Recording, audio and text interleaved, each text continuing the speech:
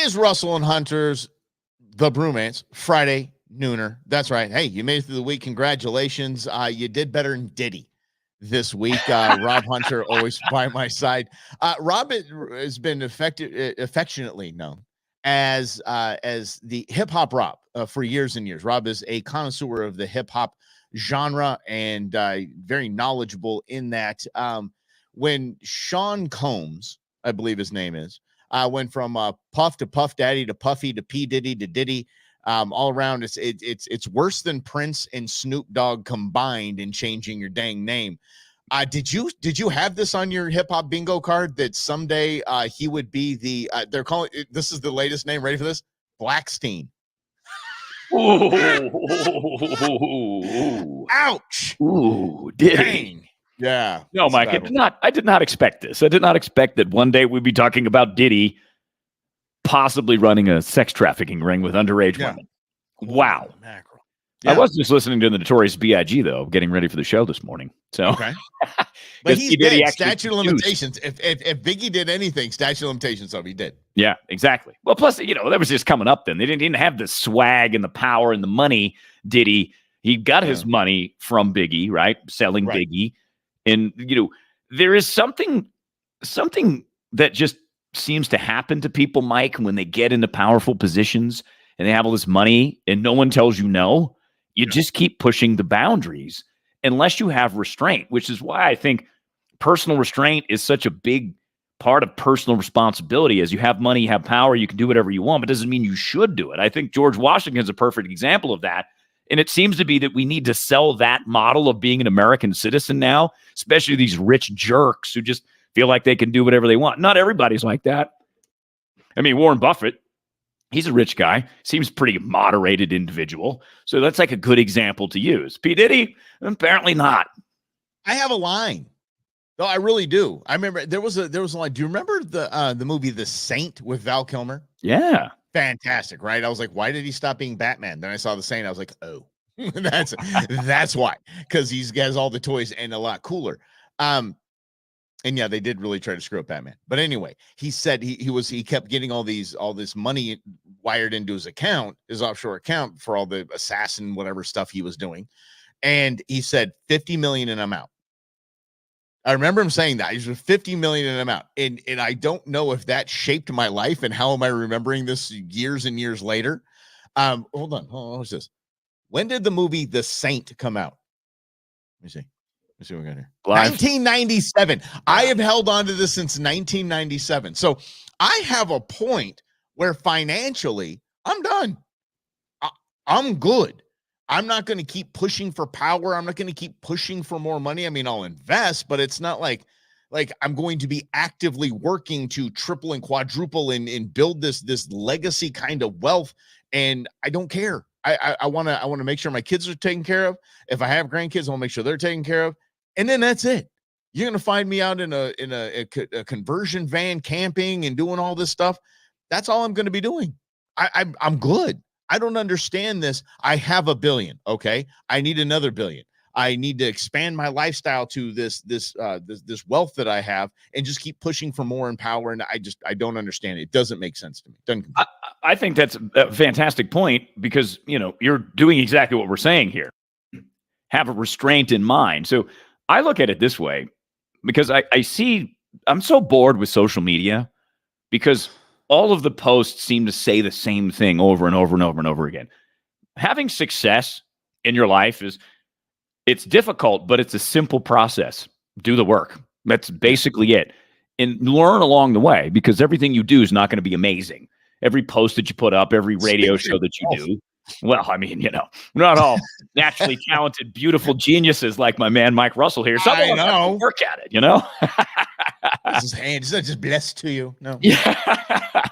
But I think that the idea that we're being sold is that you got to have a private jet to be successful. You got to have stacks of cash. I have lived what I think is an amazing life because it's mine. And I was able to chase the career that I wanted to with all the ups and downs that came with it. But now at 45, closing in on 46 real quick, I look back and I'm so grateful that I was able to have that option to be able to pursue the career that I wanted. So when it comes to wealth, I already feel wealthy because of my experiences, because I have great friends like Mike Russell that I get to do this with, because you guys hang out with us.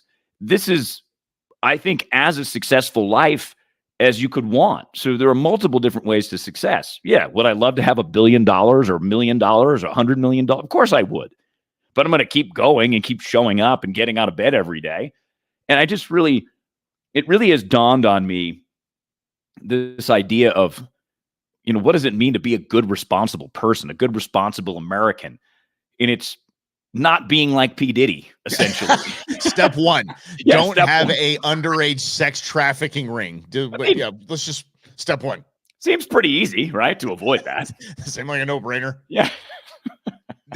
But I've seen also, when it comes to people think financial success, and I have a couple that has become close to me that is a wonderful example, I think, for me. They've lived below their means. They were part of the country club crowd back in the day. He's an attorney, and she stayed home, but he was successful. But they lived modest means. They lived below their means, and now they come from a position of screw you. And not because they have screw you money. It's just they don't need more. They don't need anybody. They're good. They're just fine. They can roll off into the sunset and not have to worry about stuff, and the kids don't have to worry about stuff.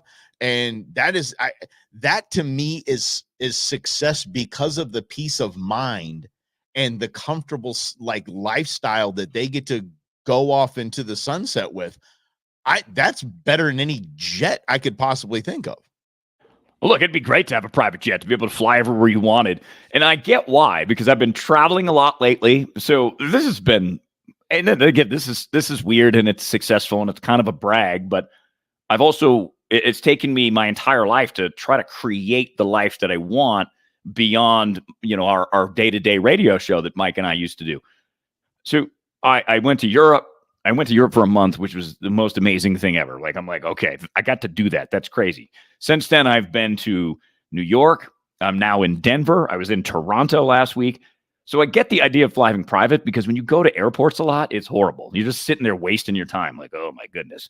So I get the appeal of it. But at the same time, I'm still flying elsewhere basically whenever I want. So if I look at it in real terms of gratitude, the fact that I get to do it is amazing in and of itself, whether I have a private jet or I have to go to the airport and get groped by TSA. If it flies or floats, rent it. That is probably some of the best financial advice you could possibly get. If it flies or floats, there's another F in there, but we're not allowed to say it on there. It's a bit misogynistic, but it is what it is.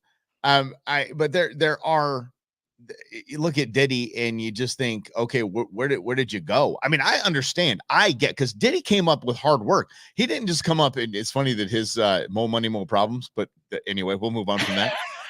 His self-fulfilling prophecy. But he came up and earned what he has. The guy is a hardworking. He made a lot of good choices. Maybe he did some bad things. I don't know. But from this side, from the outside looking in, Diddy actually worked at it. And so this is why, to me, I'm scratching my head. I'm like, dude, you had it all. You were it. You're an icon. Why? This is just absolute. This is narcissism at its finest. I look at these pro athletes, and I feel bad for a lot of the pro athletes, because these were kids that came up. They were treated as deities in their high school football team, and getting into college. And we have a good friend of ours who's dating a girl that is one of the head nutritionist for the Alabama football team. Okay. So she said, I am, instead of dealing with my science, my what I do, what I studied, I'm running grapes to these babies. I've got to go get frozen grapes because he's on the table and he's hungry and he doesn't feel like getting up and getting it. These kids have been spoiled, and then boom, you handle multi-millions of dollars and you expect them to act right. You expect them to be, they're going to be good, upstanding, contributing members of society and donate to good charities and start good things. No, I feel bad for them, and I don't judge them. This Diddy, judging. And Diddy, by the way, is going to be taking people out. Diddy's not going to go down swinging, or he's going to end up in a jail cell with a bunch of orange sheets, and he's going to be bye-bye. I just, This whole story to me, and it's so funny because the internet has gone back and put all these little pieces together. There was a video of Justin Bieber hanging out with Diddy. Bieber was 15, and Diddy's on this video saying, we're going to go have a crazy 48 hours. I'm in charge of Bieber for 48 hours. And it came out after an Usher, the singer Usher, the guy who did the Super Bowl halftime show. An old interview on the Howard Stern show came up in which Usher talked about being 13 years old and seeing all kinds of sex things and probably more hanging out with Diddy way back in the day. I mean, Usher, I think, is our age, Mike, somewhere in that range. So we're talking 30 years ago. So Diddy started perhaps doing things like this 30 years ago.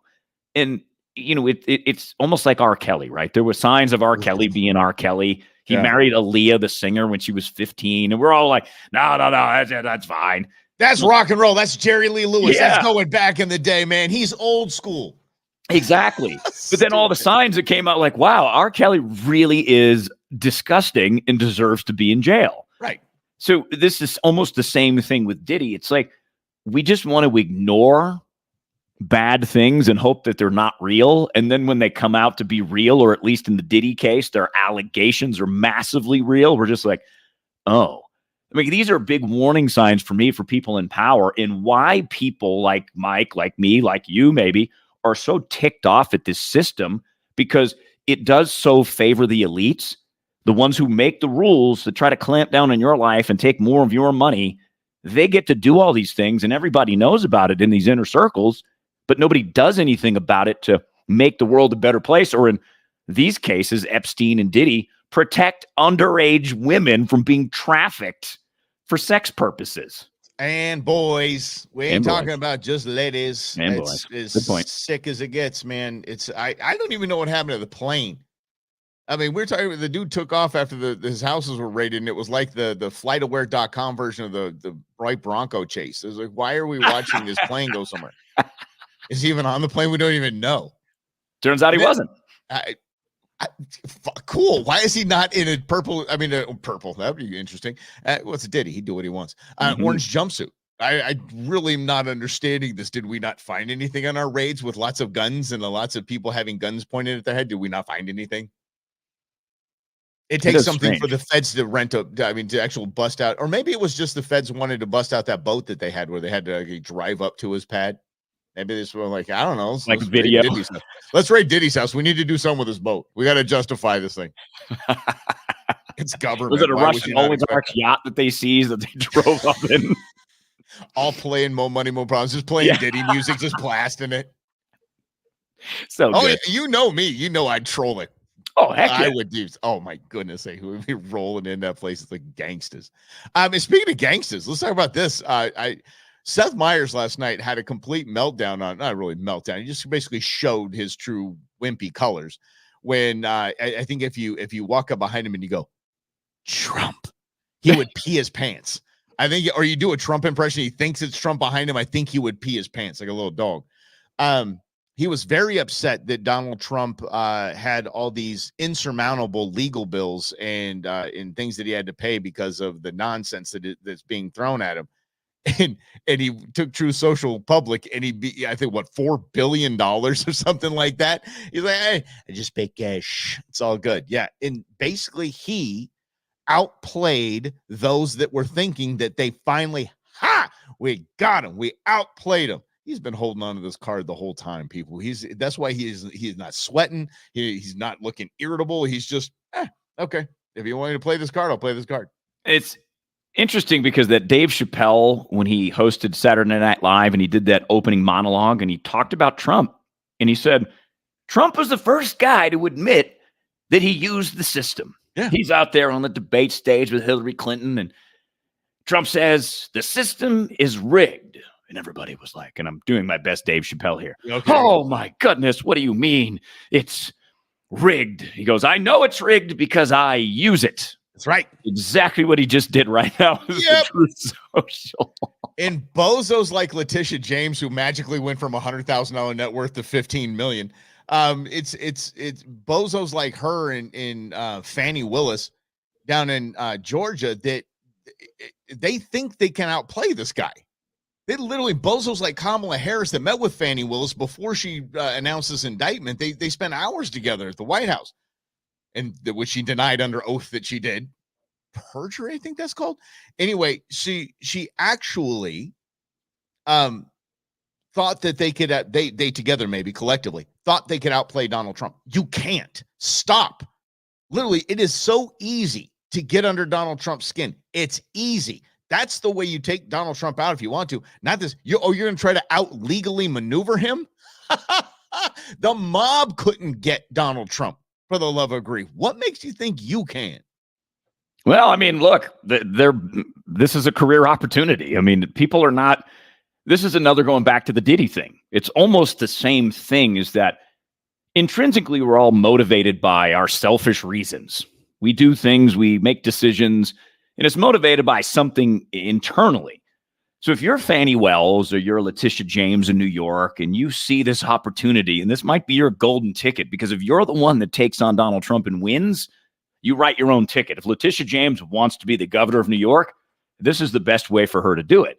If Fannie Wells wants to do something bigger in Georgia, this is the way she does it. So I think that that's just a major part in this, is how people in power are using power to push themselves into higher positions. End of story. It's basically like we said when Donald Trump was in office, it was the Trump economy. It was writing books about the 2 days that you worked in the White House before you quit and went and ran and wrote a book. So that was the economy. It was self-advancement. I mean, look at this. The Scaramucci still on MSNBC, for the love of grief. He's still popping his ugly head up there because that's his 15 minutes. He's just trying to milk everything he can out of that to be the I can talk trash about Donald Trump, because apparently at one point he liked me and I was the press secretary for 48 hours. Bingo. And see, this is leading me to believe that right now we as a country are a mediocre country. And I want to add something to the story, right? Boeing. So Boeing had that incident on their 737 MAX where the door blew off because the bolts that were put in place were, not the right bolts, or they were missing, or whatever the facts are. You got to pay extra for doors now on Boeing flights. But I was in researching Boeing and how they've arrived here. Boeing started cutting corners many years ago because they wanted to get planes out faster, because the stock price is so important to the executives. These executives now who are resigning or have resigned. And it just got me thinking about Boeing. I've been to the Boeing plant up in the Seattle area, and it was awesome. I was watching them make ranch Dreamliner. Yeah, absolutely. And you just thought about like this American manufacturing machine that's the pinnacle of the world.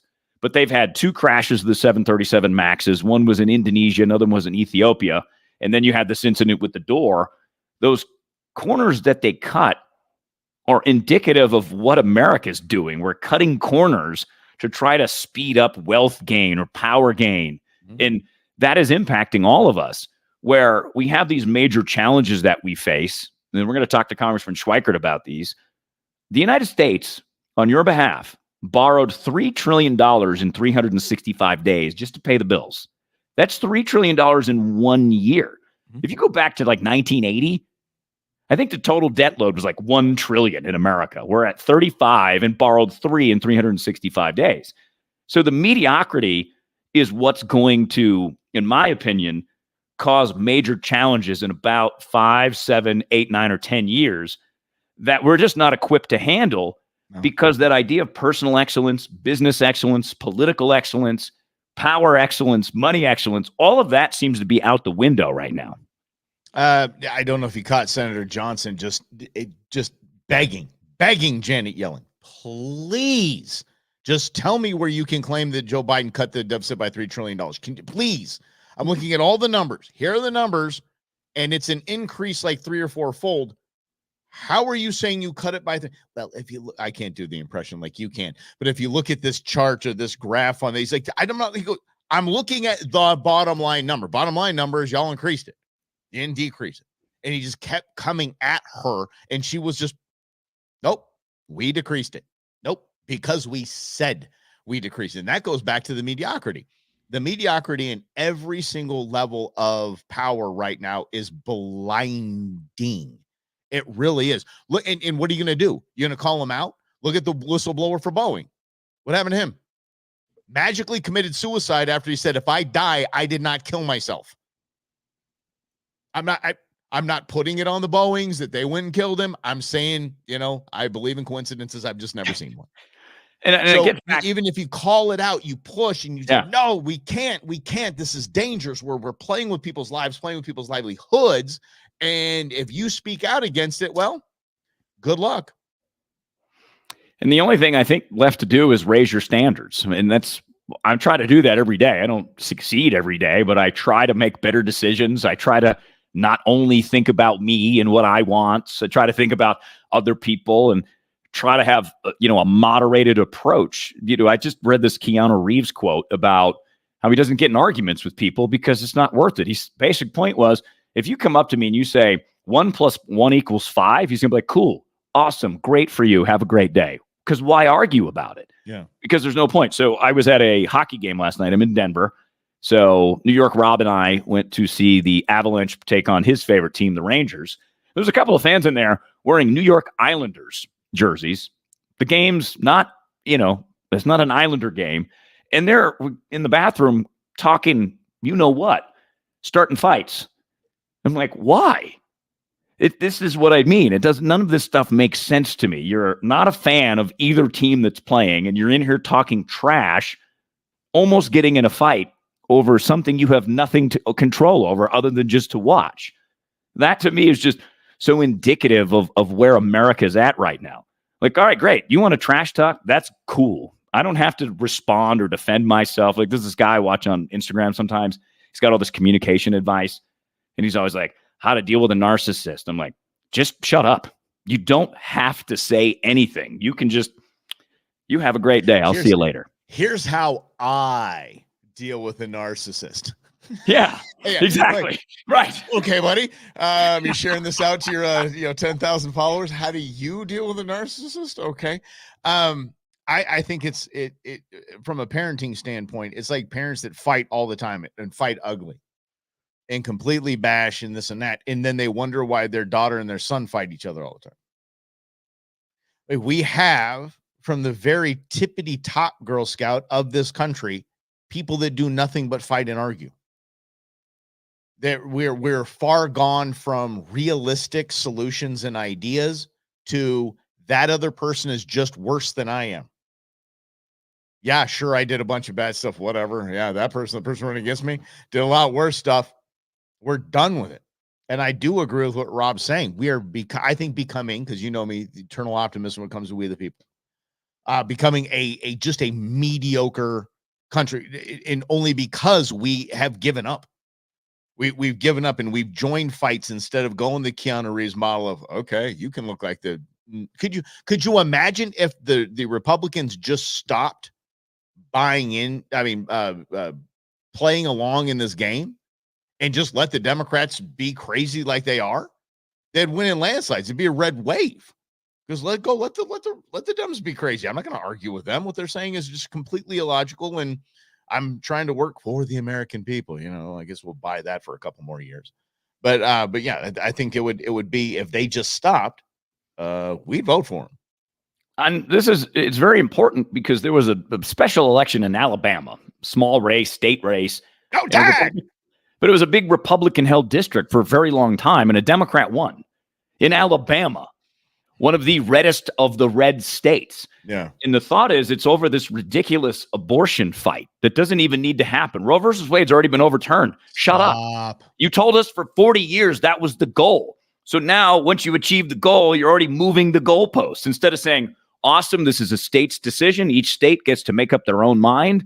No, you want to further restrict it. You want to have a federal ban on abortion, or you want to have this, or you want to take away the morning after pill, which was a Supreme Court case this week. Why? None of this helps you win. The whole strategy is not to be quote unquote right or loud or the most obnoxious person. The strategy in order to implement your policies always has to be to win. W-I-N. And there's another interesting thing too. And Mike, you and I have talked about this. So there's all these states that are still voting, even though the Republican and Democrat nominations have been locked up. But even still, in Arizona, Trump only got 75% of the vote. Nikki Haley got 16%. And by the time we got our ballot, she was basically dead in the water. And there was a bunch of people who didn't even vote. There's a bunch of people who picked some other candidate. That's worrisome that if you're the nominee in one party and you're getting consistently 75% of the vote, there's a gap there that as Trump and his team have to figure out how to close, because without those Republican voters, you definitely can't win. So if Republican voters, especially Republican women voters, are really concerned about the advancement of, I don't even know how I want to describe these abortion policies, people in America just don't agree with it. So if you come up with a moderate approach, 15 weeks, 16 weeks, models Europe, okay, there you go. But it's turning women off. You're turning Republicans off, and turning young people off. Yeah, and it just doesn't make sense as a strategy to me, because again, you can have your talking points and then you can work behind the scenes to implement the strategy that you want, but the strategy has to be to win, not to be loud or be obnoxious. I don't understand it, because again, to me, Mike, it gets back to that mediocrity, and it gets back to this idea that we think the only way to get attention is to be so outspoken that we get rewarded with the social media algorithm. Or you get rewarded with a $500,000 a plate dinner. Well, there's that too. Joe Biden pulling in a $25 million haul last night, and the left is absolutely celebrating this. Wonderful Joe Scarborough and all the left media just go so excited. Look at how unified this party is, except, they're not fractured like the GOP. Look at how all dialed in they are for $25 million. I thought you all wanted to take money out of politics. Mm-hmm. I thought Trump's tax breaks for his billionaire buddies that gave $25 million to Joe Biden last night. That's bad. But no, because, hey, this shows that Joe Biden's the real deal, that Joe Biden can win. So we're going to have to celebrate that. Here's what that is, and I hope everybody understands exactly what that is. That's people lining up to give millions of dollars to Joe Biden, assuming that he is going to win again, or that a Democrat will win, and they're the ones that will get the money in the contracts. They will get this money back. This is seed money, is all this is. This isn't, we are unifying behind a geriatric, can't find his way up the Air Force One's kickstand, and he can't finish a sentence. He's not. This isn't because they want this man to be the president of the United States. It is simply that they want the money back. Plus. And he might win, right? Biden. That's the craziest part to me, is that Biden still has a chance to win. I know the polls suggest Trump's up, but again, I always caution people: these polls don't matter. Yeah, historically, polls at this point in any presidential election are way off, because most of America doesn't pay attention every day like we do. Most of America will pay attention in September, October, when they get their ballots in the mail, or when they start thinking about, I got to go vote in November. So, this is where the strategy is laid out, right? And if we are in a mediocre country with mediocre people running the show and mediocre talent running government agencies, what's the vision to make it not mediocre, right? And Trump had a great phrase in 2016, "Make America Great Again," based on that idea that we become mediocre. Yeah. So I think that to me is really what's missing, because again, what I see out of Trump a lot is he makes it about him, which is done for his entire life. Like, they're taking me on, I'm taking them on because I'm taking them on for you. So instead of saying, here's how I'm going to make your life better as president of the United States for 4 more years, it's, look at what they're doing to me. Look at what they're doing to me. That's at least the message that breaks through, that I get in just thinking about winning and always thinking about winning. I just don't think that's a good winning strategy. Neither is look, Joe Biden's raising $25 million with Obama and Clinton. It just the fact that Obama and Clinton are in the room just taints the entire thing. But that's the only way Joe will look positive, is if he's got those two flanking him. He needs them to hold him up as he seriously weekend at Biden's. But Donald Trump was at the memorial for a fallen New York City officer. Was it New York City? Was it New York City? Yep. Yep. Okay. A career criminal with 21 felonies. Yeah. Killed the cop. Okay. And he was there. Oh, Joe Biden is unifying his country while Trump is using the death of a fallen officer for political gain. I'm always saying, is there a naked man behind you right now? Because that is just New York, weird. shirtless New York Rob behind us there. Wow. Okay. Everybody, a naked man running behind Rob. Don't worry. It's not like I'm not so like that. isolating that right now. No. What goes on in Denver stays in Denver, baby. Stay on the socials. This is gonna be one heck of a meme. So anyway, I don't even know where I was. Oh, okay, so you know me. You're distracted by a shirtless man. I was not. I'm just saying. It looked like he was a naked dude behind you, dude. This is how it looked. I didn't expect that to show up here on the Brewmance. He does have shorts on. I can attest to that. Well, I don't want to see. Anyway, so the fact that he was there, I get it, showing support, showing he can do that in a statement. I am sick and tired. Even go back to the oh my gosh, the train derailment in East Palestine, right? Who gives a rat's flying ass if Joe Biden went there or not? I don't care. I don't care what politician shows up. They don't do anything. They literally are there for political gain. They can prove a point, fine, but I just stop it. Why isn't the president going to this funeral? Why isn't the president doing this? Why didn't the president weigh in on this? Because they're running the free world. It's a whole different ball game here. I'm tired of it. I don't care who shows up at a funeral. None of us really care who shows up at a funeral. The people that are fired up about him showing up at a funeral and Joe Biden being at a fundraiser are people that would never vote for Joe Biden ever. Again, this is winning hearts and minds of the middle. In the middle don't care who's doing what. They really don't care. They see both as, there's Trump. He's doing this for political purposes. And there's Joe Biden cashing in on millions of people that he's going to give your tax dollars to if he's reelected. Okay. Still, I don't want to vote for either of them. Yeah. And I think that's it, right? Because I think, most of us know what we're going to do come November, who we're going to vote for. I'm voting for Donald Trump. I don't care about it. If he's nominated, I'm voting for Donald Trump, period. Right. And there's millions of people who are going to vote for Donald Trump. And there's millions of people who will vote for Joe Biden. But there's that what Mike is talking about is the people that matter in this race and what messaging do they want to hear? What do they want their government to be? What do they want their government to do? What do they want their politicians to stand for? That's all big part of this. In that is that middle part, whether we like it or not. We can make fun of moderates and independents and yada, yada, yada. So what? You still need them to win. And to me, that's the only thing that makes sense, because there is this concept called affirmation, because we as humans have a natural resistance to things that challenge us and make us uncomfortable. So we love affirmation. And Mike and I used to have this discussion with our bosses at work. Basically, they were like, you're in the affirmation business. You affirm people's beliefs. You don't challenge them. Now, of course, I didn't listen to that very well, and I liked to challenge, because I focused on winning all the time. I always think about winning, and I think about people that I know that just ain't down with Republicans right now. People who are lifelong Republicans. How do you change their minds? Not doing the same thing over and over again and hoping, because Joe Biden's basically weekend at Bernie's, hoping that that's enough to convince people to vote for you. But you're not giving them reasons to vote for you. You're giving them reasons to vote against someone. But that doesn't mean they want you. Like that's... again, I'm not trying to argue one way or the other about Donald Trump's merits or demerits.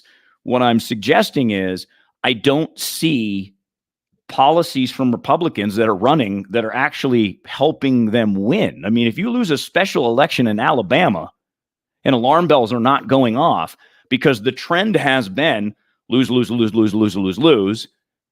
Okay, something has to change then, because Mike, you say it all the time. Do what you always do, get what you always got. I give you 5 demerits for that comment. Yeah. 5. You said demerit. I don't know. You said demerit, so I thought of our old buddy Joe. You get a demerit. You get a demerit for that. Here's the I think the big problem in what you just said. Not that it's wrong. It's that it's people aren't happy with Republicans. People aren't happy with Democrats. Really? Because the dude in Alabama has nothing to do with me. Zero. Absolutely nothing to do with me.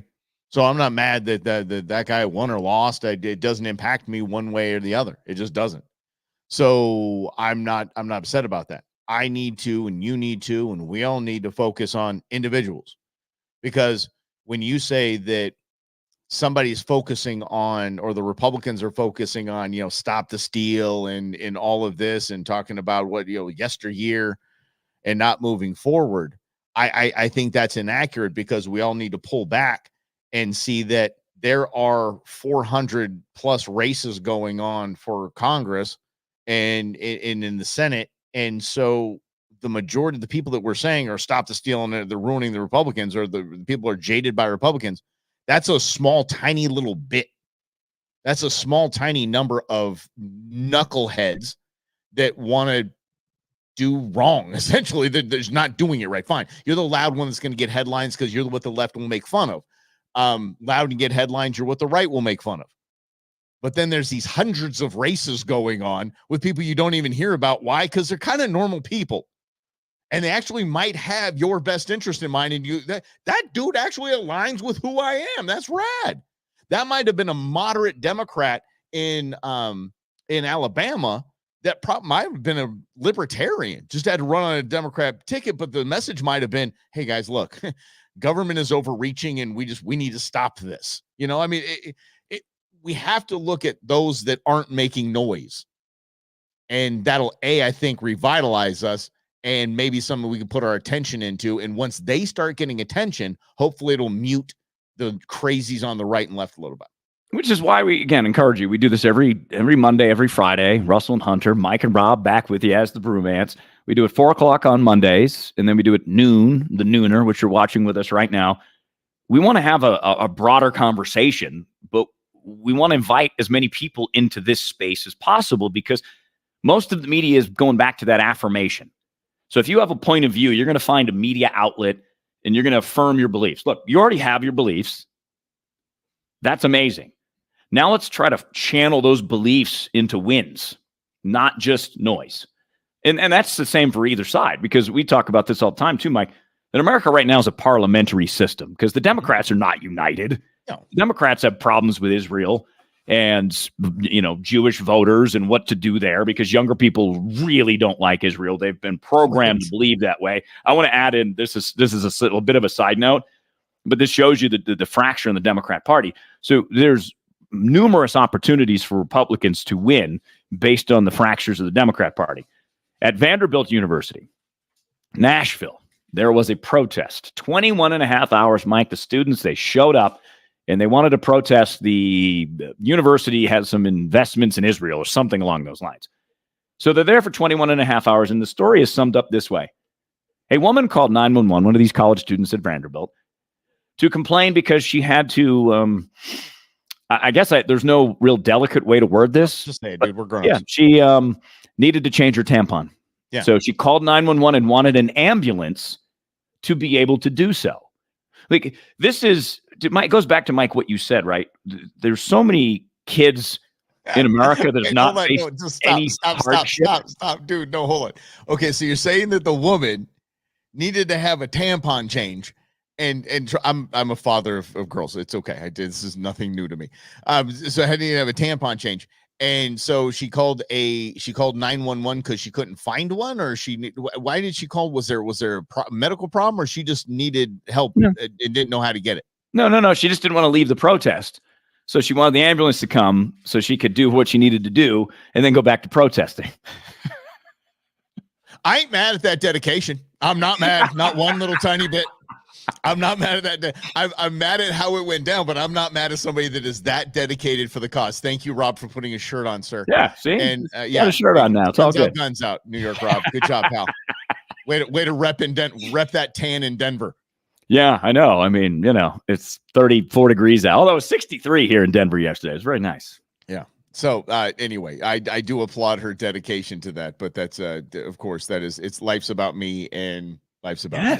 Well, you think about, and this is what I thought about too, because again, I was very fortunate that I was able to chase and do the career that I wanted to do. And the only barriers in my way were me, and I stuck with it and it worked out very well.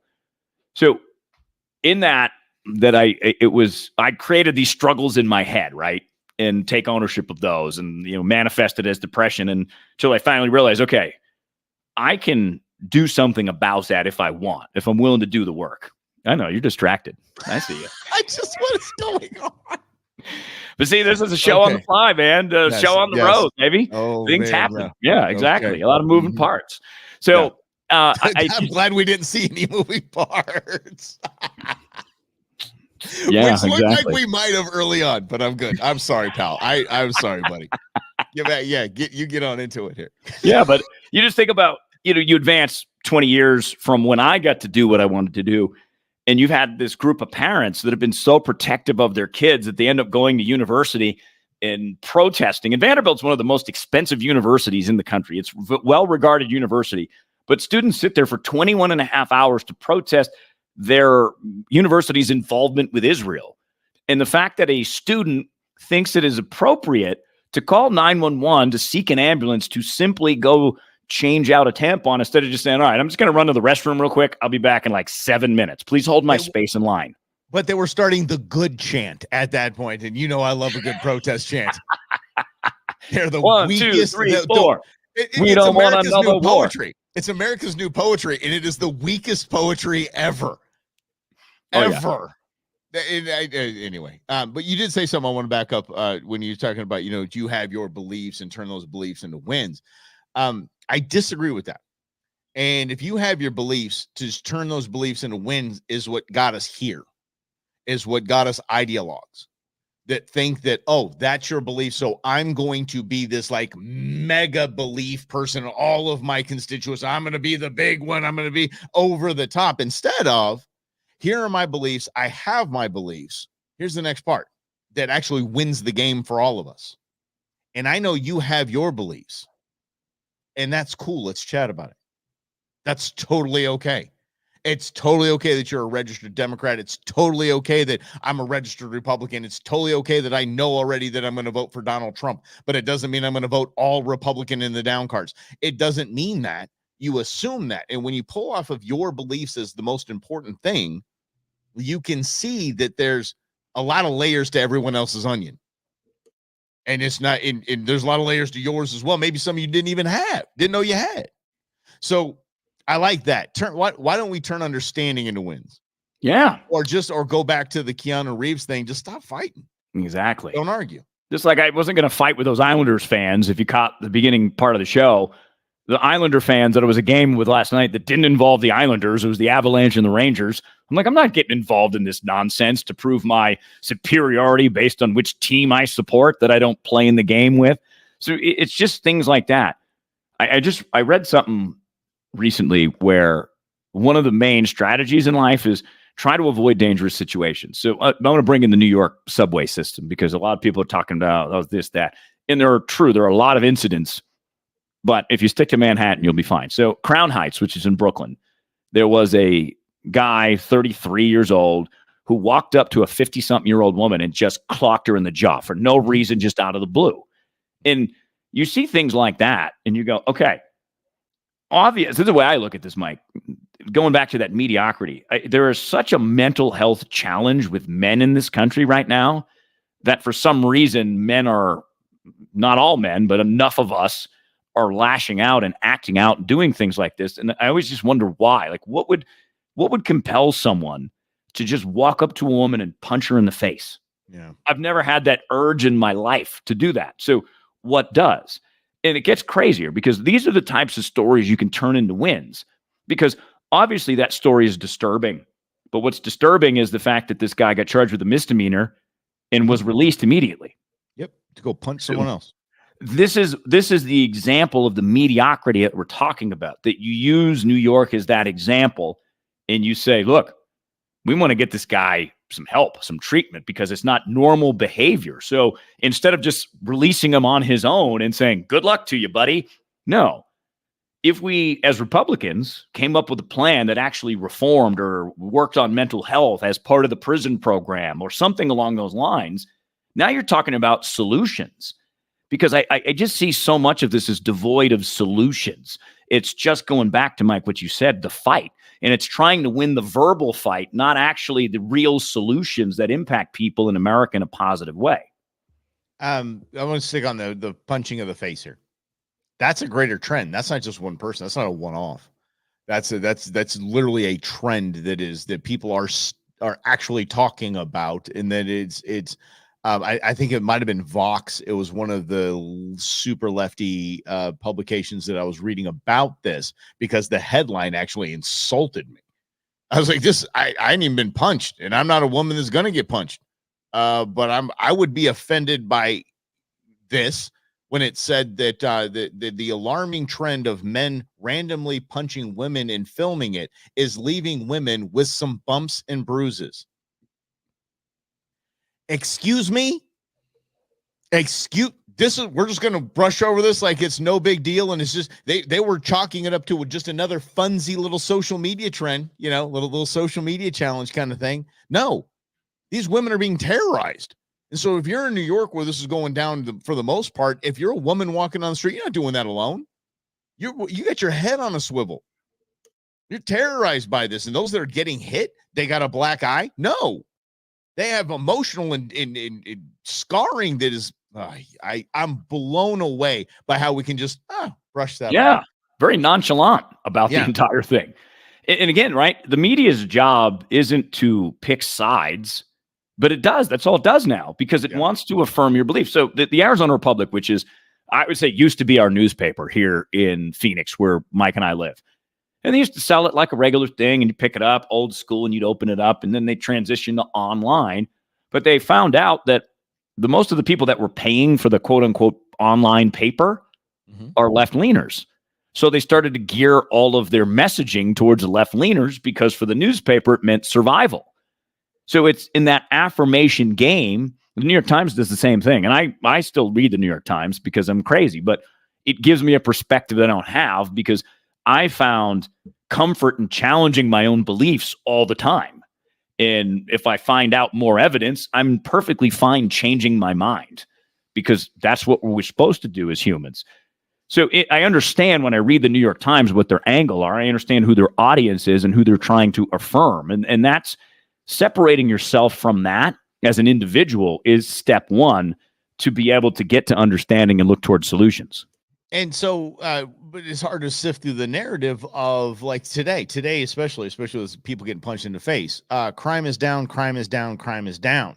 I saw, at least scrolling through, probably 6 headlines or audio clips I saw, or videos on X, whatever it was. And it was crime is down, crime is down. It was all the lefties, Scarborough and Van Jones and all these guys saying crime is down. They've changed the definition of crime. Crime is up. There's no way you can deny that. You cannot look on your neighborhood and go, oh, crime is down. The center caps for my wheels on my truck, all stolen. Really? Who steals the center caps? These American racing caps. And I was like, okay, weird. Like all 4 of them just went missing. And then I looked them up, and they're $200 online. No kidding. And so I'm like, oh my gosh. You should have stolen them yourself and sold them. Exactly. But it's going to look the way it looks anyway, because I'm not paying $800 to put the center caps back on. Are you kidding me? The truck's 14 years old. So she's got some cosmetic blends. It's fine. But crime is up. But we changed the definition of it, and we, no cash bail, and it's not a crime if it's a ticket if it's under $500 of the stuff that you've stolen.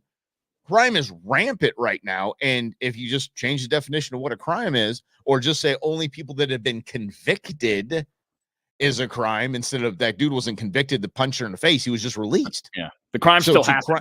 So to crime stats, to these crime stats that they're giving us, that doesn't go in the crime category. It's funny.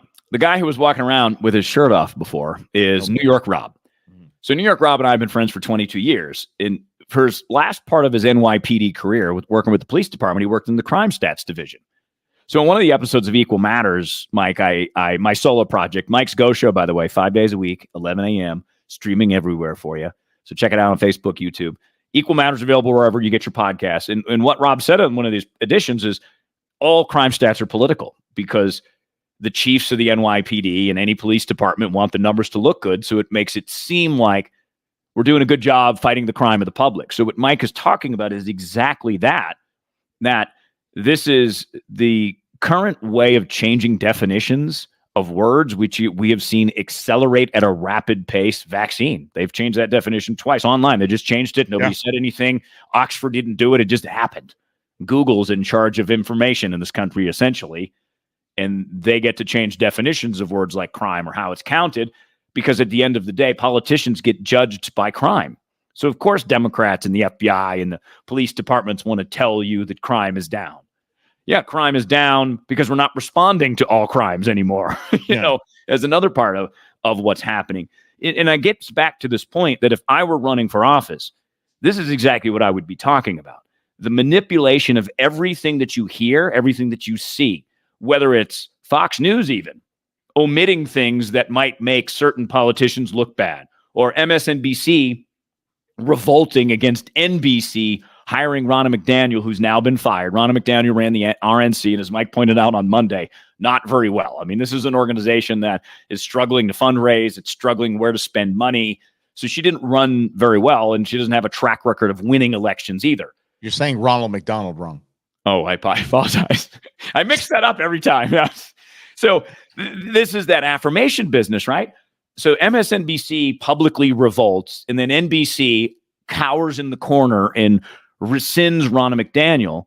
And then her talent agency that hired her to help broker the deal with MSNBC, the talent agency also fired Ronald McDonald as well because they were getting pressure because Ronna McDaniel was associated with Trump. So you see this game that's being played constantly to manipulate your mind and manipulate your emotions so that you literally have nothing to fear from Donald Trump or Joe Biden. Like, really, you really don't. Like, our individual lives are not impacted by presidents of the United States. Sure, tax rates go up and down, stock markets go up and down, but your day-to-day life is still your day-to-day life. I'm paying $140 for Easter breakfast.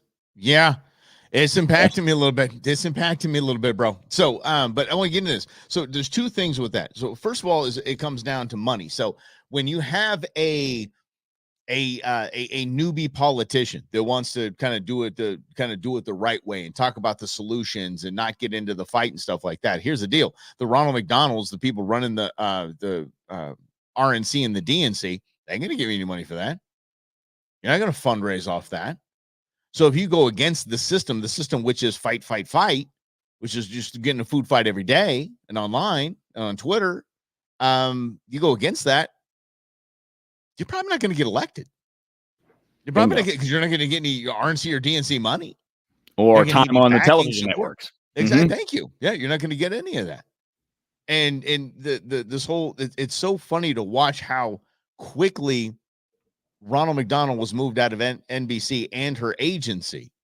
When you look at the what's going on in Trump's in Trump's case in New York right now, did you see this? Do you see the judge that's presiding over this? His daughter, her fantasy is having Trump in jail, and her daughter works for Kamala Harris and Adam Schiff. Not directly, she's the CEO of the company, one of the PR companies that helps them get elected. Gets them reelected. Here's an interesting thing, though. But hold on a second. If I'm an attorney, like, I do not understand this. There's not an attorney in the world that would walk into a courtroom where Mike Russell is the presiding judge and you're taking on Rob Hunter. There's there's no attorney. Everybody said this judge has to recuse himself. There's no way we can do this. These guys have been friends 16 years. We can't do this crap. But in the sexual harassment or sexual assault case with that really weird chick that thinks rape is a fantasy, that they got Trump on, her attorney and the judge, her attorney was his mentee. They were mentoring each other for years in a law firm. Who's getting away with this? I'm not understanding any of this. How we're just not. We're okay with it. We're like, well, yeah, I'm blown away by this whole noise. It's the same as the Diddy thing. It's a protective bubble. And if you get inside it, it's inside it. And this is very interesting, too. I'm glad you brought up the judge and his daughter. Well, it is true that the judge's daughter is a big-time Democrat, works for Democrats. There's actually some questions about whether or not she posted the picture of Trump in jail, because she made her Twitter account private in like May or something like that. Mm-hmm. And then it was like the next day, this new Twitter account of her popped up, and then Breitbart ran an article about what you just talked about. So the veracity, the truth of that is very much in question about whether or not that picture of putting Trump in jail is really real. Because again, what do propagandists do really well? Sure. Sow the seeds of doubt. There's an interview I was just watching with Putin. Someone had posted it. It was from last year. And Putin was talking about American democracy is a mess and it's a disaster. I'm like, of course Putin is saying that. Putin says everything designed to sow discord. He's not picking a side. He's just trying to help America further fall apart. That's his goal. So if you're looking at Putin and you're like, that guy's telling me the truth. No, he's not. He's doing the same affirmation thing that whatever media channel you watch is doing to you. But outside of that, outside of I've seen her using that Twitter handle in a slide at a president. I mean, it's okay, fine. That's in question. Take that out of the way. The judge having a daughter that is the CEO of the company that is in charge essentially of making sure Kamala Harris has a political career and Adam Schiff's Senate campaign in California. There would be screams for recusal, screams. And I mean, this is an outward thing. This isn't like a little secret, like, oh, because I'm sure judges have kids that think certain ways, and that's fine. But when you're in an election against Kamala Harris and your immediate family represents Kamala Harris, that judge needs to recuse himself, period. There's no, I don't know an attorney worth of salt that wouldn't just jump on this unless Trump's using it for more, leverage as it's a witch hunt. I don't know if he likes the judge there because his daughter is who she is, whatever it is, but his attorneys letting him get away with that is absolute lunacy. Well, and I don't know why or what that's argued or not. I am just so mistrusting of everything I hear because both sides are really good at propaganda, really good at lying, twisting stories, and technology, right? We talk a lot about AI. It is very easy to fake things. It's very easy to fake a social media account. It's very easy to do all these things to just sow more doubt in here because ultimately it's not even that case that I would be worried about if I was Trump and that judge in New York. It's the other two. It's the documents case and it's the RICO case in Georgia. Now, there's also Trump's been given the gift of Fani Wells to go after her and attack her credibility, which I'm sure his attorneys will do in court and in the public. Because still has a job. Yeah, and that's Fani Wells' own fault. Fani, whatever her name is. Fani, I think is actually how you say it. I know it's Fanny. Let's go. We're going with Fanny. Yeah, but we're not going with Ronna McDaniel either. We're going Ronald McDonald. Yeah. That's what we do. Well, and this is it. I just really, Mike, it's very hard for me to look at things and go, yeah, that's accurate. And that's another big part of, coming inward in saying, okay, what do I know to be true? What I experience? And even then, my memory is going to be fuzzy on a lot of things that I experience. So just having that perspective on things and know that if the idea is to win elections and winning at all costs, people are going to say whatever they think is going to get you to vote for them. Because how long have we talked about politicians don't stand up for what they believe in? Because they don't believe in anything other than staying in office. And that's the real challenge in seeing through that and trying to make changes in that and really to have a conversation about politics that isn't about my side versus your side or my point versus your point. Again, going back to the Keanu Reeves, sometimes the fight is pointless and not worth it, but we just love to engage in it because it makes us feel a certain way instead of thinking beyond those feelings and those thoughts and saying, okay, what's next for me? What can I control? Okay. I get philosophical, Yeah, I'm like, here's my belief. I believe I'll have another drink. How about that? It's Friday. Yes. Let's do it. Hey, y'all, thanks for hanging out with us. Rob's got to jump a flight here, and if his roommate can keep his clothes on there, would be good.